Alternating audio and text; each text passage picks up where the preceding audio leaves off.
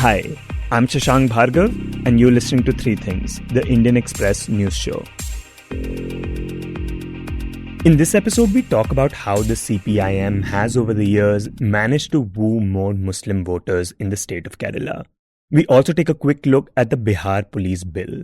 But first, we talk about Punjab. The state of Punjab for some time now has been seeing a sharp rise in COVID-19 cases.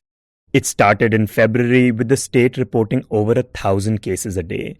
But now this figure has gone up, and Punjab is consistently reporting over 2,500 cases every day. It is now number 2 when it comes to the daily case rise. The state on top, of course, is Maharashtra, but then Punjab is also a considerably smaller state. The matter is particularly concerning because this is also coupled with a high number of deaths. In this segment, we talk to Amitabh Sinha, who has been extensively reporting on the coronavirus numbers for the Indian Express. And he starts by telling us that this surge is connected to the second wave of infections that the country has been seeing.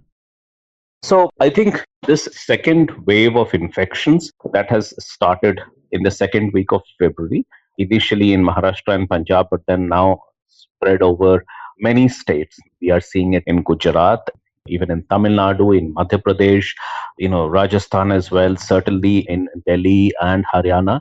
So it's spread all over in the second phase of infections, which started somewhere in the second week of February. Now, the reasons why this is happening is something that is not very clear at all. In fact, this is the case for other states as well. We don't know why cases went down in certain states and why they are now rising in others. The general reasons for the spread of pandemic, they obviously apply. The fact that people have not been using masks as prescribed, that people probably have not been following physical distancing norms, that the activities have all opened up, and there was a bit of complacency that set in amongst people. So these reasons, they do play some part, and they would have contributed to these cases, but these are not the reasons, as we have discussed earlier also, these are not the reasons unique to Maharashtra or Punjab or Haryana or Madhya Pradesh. These reasons would be applicable in every other state across the country. Now, why is it happening in Maharashtra or Punjab and not in UP or Bihar or West Bengal and Assam? That is something that we do not know as of now. The other thing to note is that Punjab is seeing a high fatality rate, which is basically the number of deaths divided by the number of positive cases that have been detected. And Amitabh says that we are in the dark about the reasons for that as well. But there are some contributing factors that he points to. Like, Punjab has always had a very high fatality compared to lots of other states. Nationally, we have seen a fatality rate of somewhere around 1.3, 1.4%. In Punjab, this number has been over 3%. Even in a state like Maharashtra, which actually accounts for almost 1/3 of all the cases, all the deaths that have happened in India, Maharashtra actually has recorded more than 54,000 deaths till now and has a very high fatality rate. But even there, the fatality rate is less than that of Punjab. Maharashtra has a fatality rate of somewhere around 2.4, while Punjab had consistently had it over 3.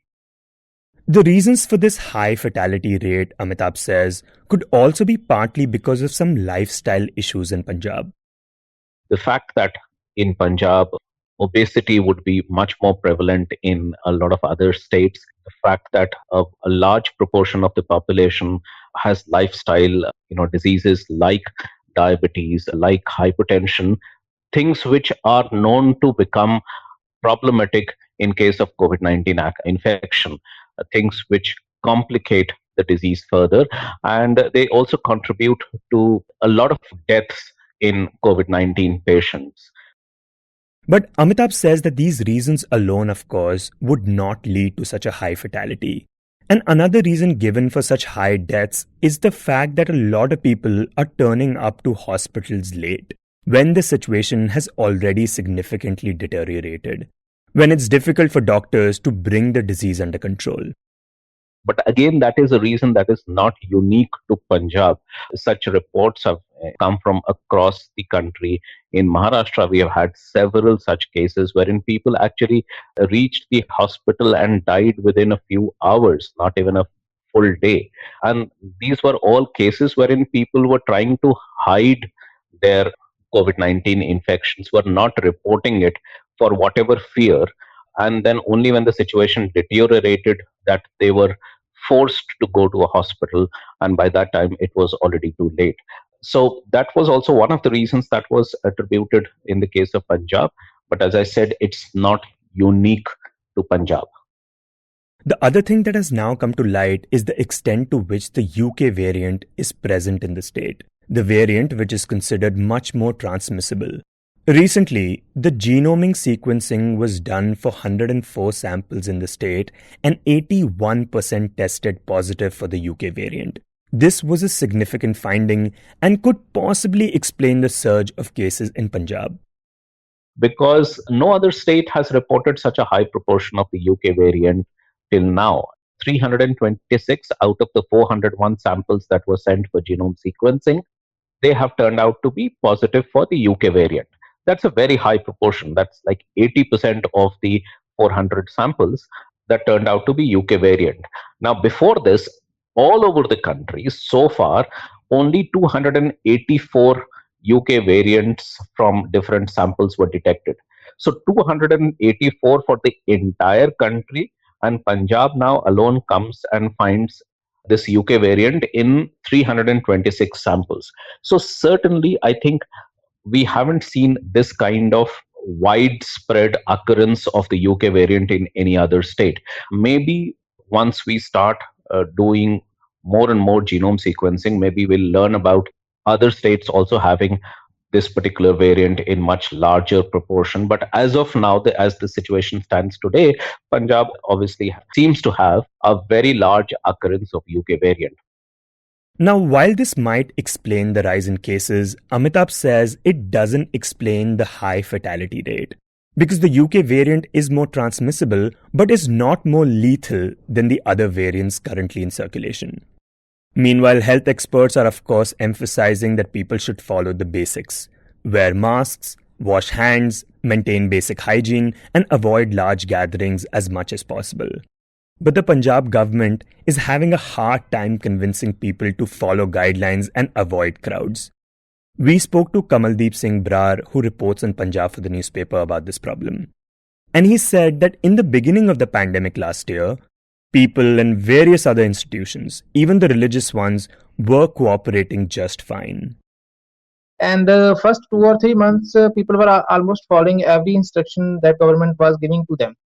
But slowly the things changed, like in the rest of the country also. But here in Punjab, there was a special case because Punjab was the first state which saw the farmer protests simmering up over the new farm bills that those were passed last year.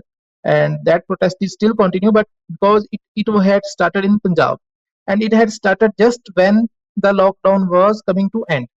And as soon as lockdown came to end, the farmer protests picked the pace.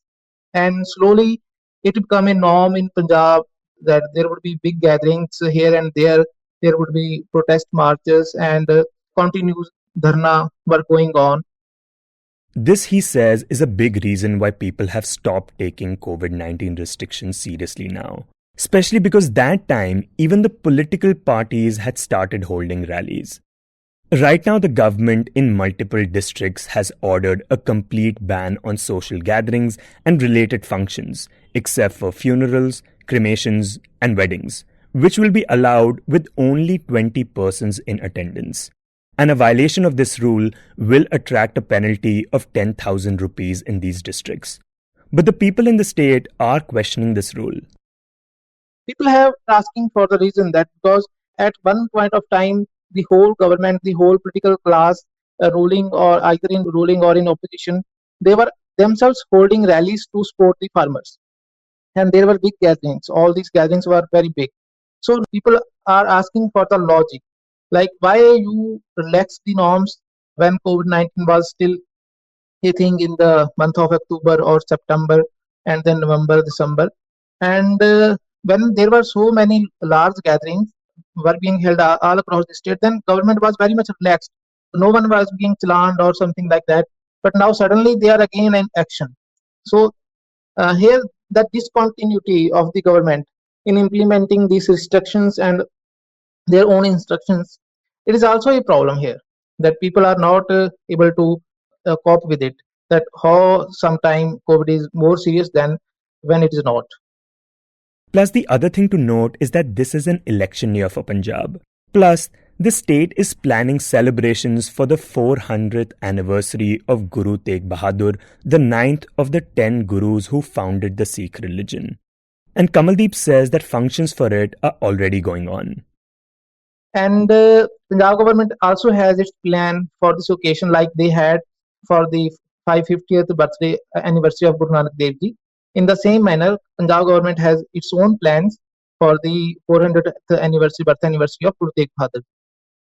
This is important especially because the government till now has said nothing specifically about religious gatherings. And in fact, there is a tussle going on right now between the state and the CGPC, which is the organization that is responsible for the management of the gurdwaras in the state. The organization has a lot of political influence in Punjab, and it has explicitly said that it will not suspend any religious congregation. It did, however, add that if the government wants them to not have such gatherings, then it can pass an order to ban religious gatherings in the state. So here is the point, that SGPC has pushed the ball in the government's court, that if it wants, it should issue specific instructions. Now it's upon the government that if they want to issue any instructions or not. But Kamaldeep says that this would be a difficult call for the government, especially in an election year. And at the same time, on parallel, panchayats, mahapanchayats are being recognized by the farmer unions, and the farmer unions are also opposing it, and they are also opposing these instructions, and it is sure that they are not going to abide by it. So at both places, either these are farmer union protest or it is a religious function, it would be very difficult call for the Captain Amrinder Singh to ask people to not hold such functions. And when, if they are not going to take any action against these functions, they are not going to stop, then it would be also difficult for them to convince common public to not hold their personal functions like weddings or etc. to avoid the COVID-19 outbreak. And next we talk about the Kerala Assembly elections, which are scheduled to take place starting the 6th of April next month. In a previous episode, we had talked about the state's political history, the key issues in these polls, and why these elections are so important. Though in this segment, we will focus on the Muslim voters in the state and talk to Liz Mathew, who has been reporting on Kerala politics, about how their vote might be shifting and how it might affect the various parties. Though before we start, here are some basics. The alliance currently in power in the state is the LDF, that is the Left Democratic Front, an alliance which is led by the Communist Party CPIM. The other major alliance in the state is the UDF, that is the United Democratic Front, an alliance which is led by the Congress Party. And historically, the power in the state has alternated between these two alliances every 5 years. Neither of them have been elected back to power in over 40 years. Now, coming back to the significance of the Muslim population in the state. Here's Liz Mathew. You know, when you talk about Kerala, its demography is like the minority, like both Muslims and Christians form almost more than actually 45%, almost 50%. The Muslim population itself consists of around 26% of the total population. And they are mostly located in the northern part of Kerala, the northern district, which is commonly known as Malabar region.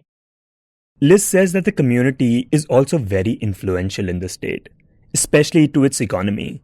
She says that a lot of hospitals, colleges and businesses in the Malabar region are owned or were started by those in the Muslim community.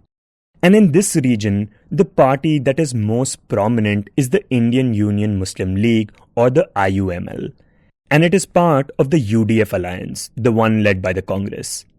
It is this party that helps fulfill the aspirations of a large part of the Muslim community in Kerala.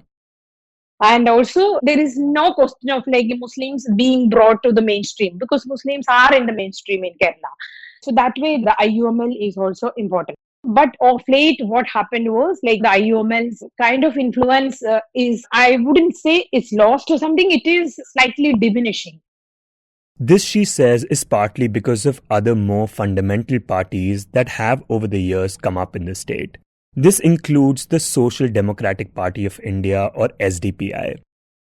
And a section of Muslim population, basically because they are rich, they are educated. So, like one political expert, Hamid Chandamangalur, said, once they get educated and all, they get a little more fundamental.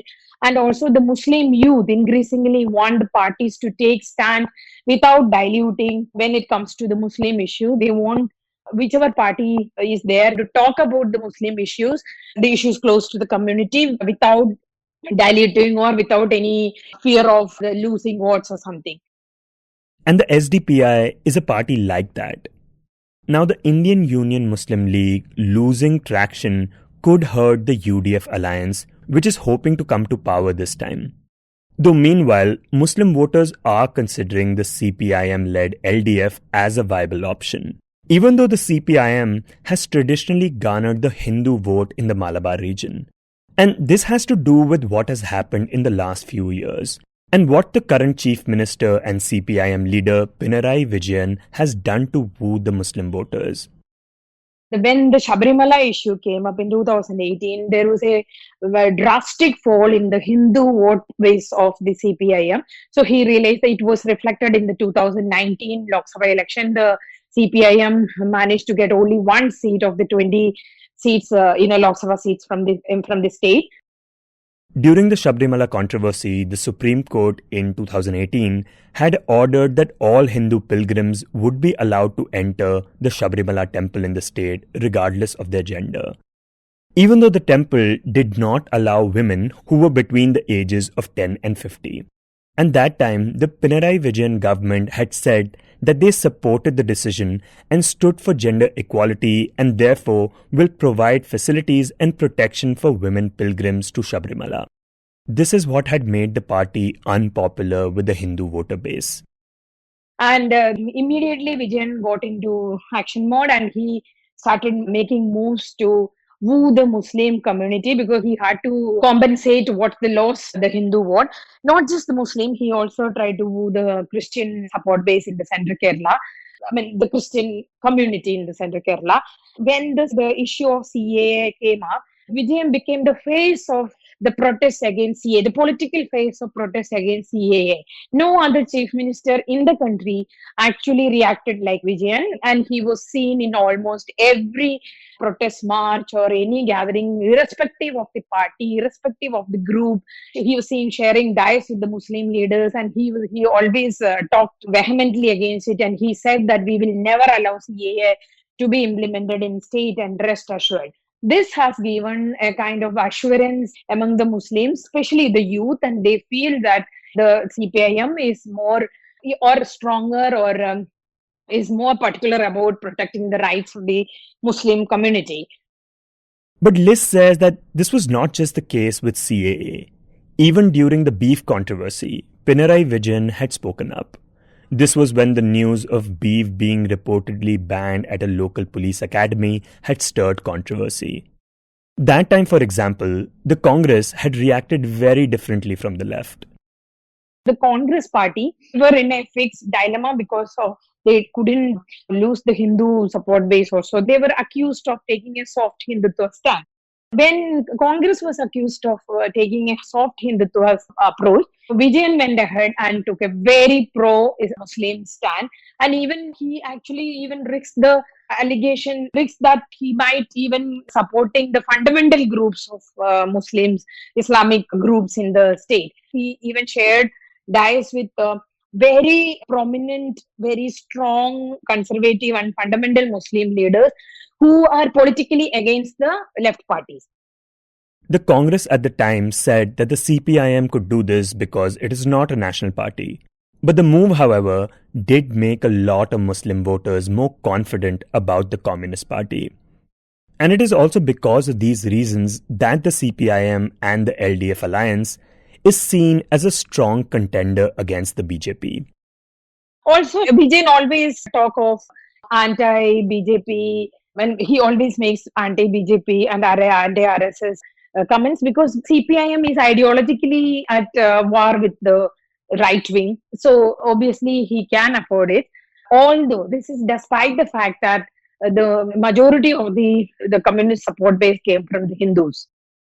Because a large section of the Muslim population has traditionally voted for the Indian Union Muslim League, which is an alliance with Congress, Liz says that the voters are a bit confused now, and their vote might be split this time.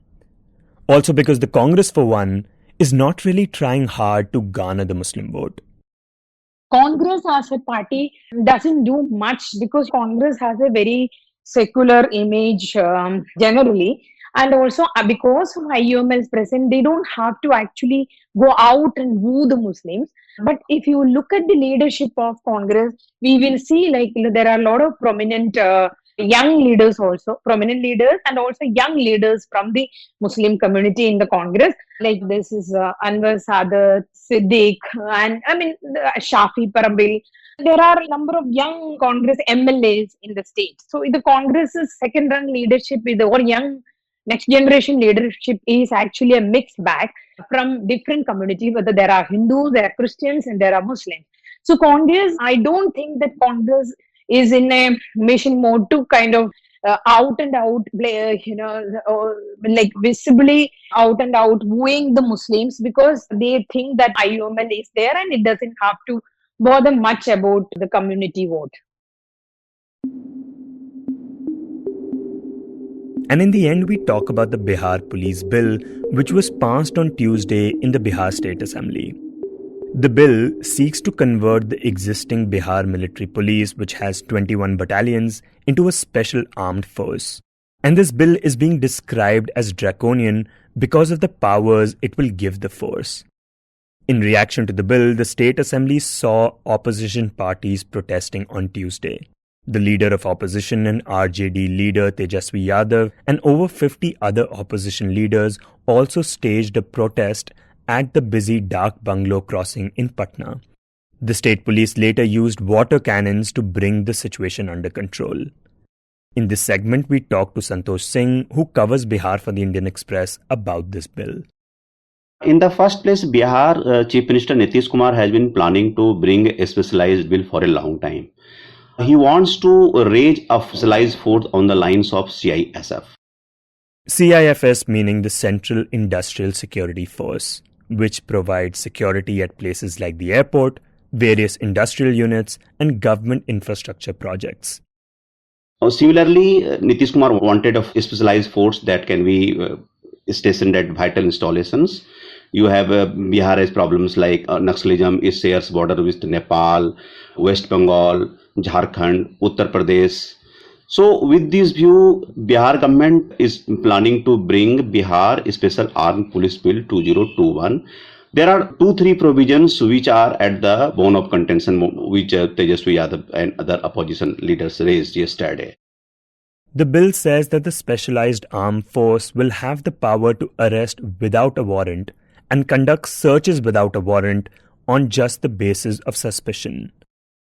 And it has some stringent penal provisions that has 7 years of minimum punishment and a maximum of life term.